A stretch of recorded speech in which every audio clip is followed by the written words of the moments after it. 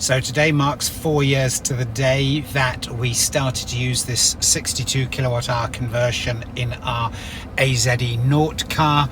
I'm just going to show you through the Leaf Spy settings. We're going out this afternoon, so we've got it charging up over the 80% that we'd normally expect to see.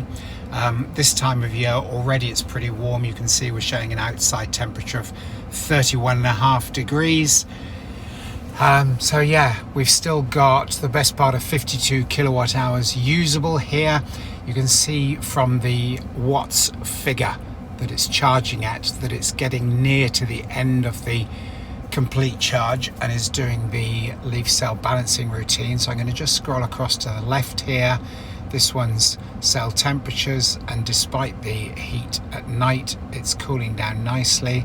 Going to scroll through here, and you can see this one is the charging power graph, and you can see when you sit and wait for it how it jumps up and down according to what it needs to be balancing out the rest of the cells that are in the pack.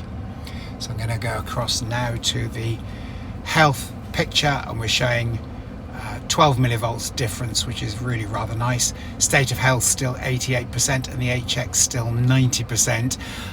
The very greatest bulk of this battery health, even though we've covered over 180,000 kilometers in the 4 years with this battery, is not charging to 100% and letting the car sit around. We only ever charge to 100% and then give it an hour for the leaf cell balancing when we're going to take it out and drive it. The rest of the time we charge to 80% only. Obviously on this car, because it's a 2014, we can control that from the dashboard, but the good folks at EV Enhance do a completely plug and play kit which you can just plug into your CAN connections on your battery. So if you have a 2015 onwards, when Nissan removed the facility to charge to 80%, you can reinstate that with a user selectable maximum percentage. I've got videos elsewhere on my channel that will show you how that works. But anyway, yeah, so the Leaf Spy figures are looking very good. Very happy with those.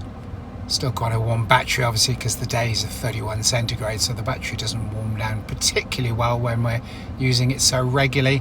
I'm now going to switch over and show you some of the dash figures.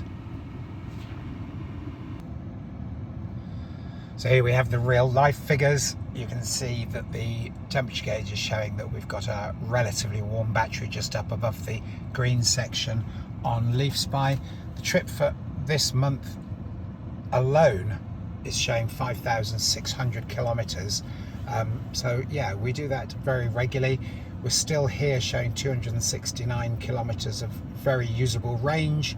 We don't tend to drive slowly anywhere because the roads are very open and the bulk of our mileage is done on the local dual carriageways, so it's all looking very good.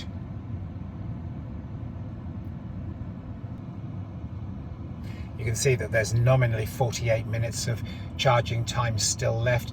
The battery is basically full, but it's just doing the last hour wherein it does the cell balancing to make sure that we're getting the absolute maximum out of it. I've often found that if we leave it till the end of that hour and give it time to absolutely top the batteries up full, then there's another kilowatt hour inside it, which doesn't sound like a lot, but if you can get 7 or 8 kilometers per kilowatt hour, it can make a big difference on any journey.